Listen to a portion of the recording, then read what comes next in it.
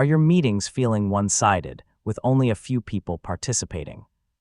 AhaSlides can help turn passive meetings into interactive discussions using polls, questions, quizzes, and real-time feedback. In this guide, I'll show you how to use AhaSlides for meetings in 2026. First, sign in to your AhaSlides account and create a new presentation. You can start from scratch or choose a meeting template to save time. Create slides that outline your meeting agenda, objectives, discussion topics, and important updates.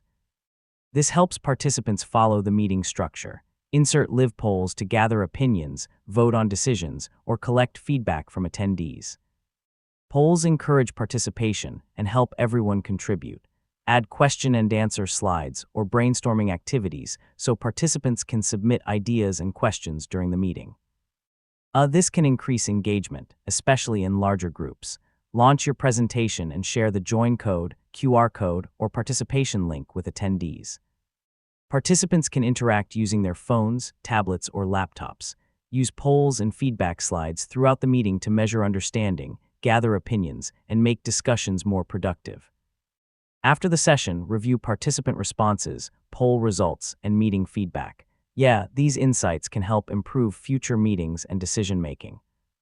And that's how to use AhaSlides for meetings in 2026.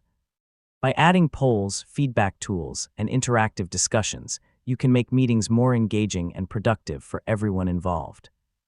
So try AhaSlides in your next meeting and encourage more participation from your team. Thanks for watching.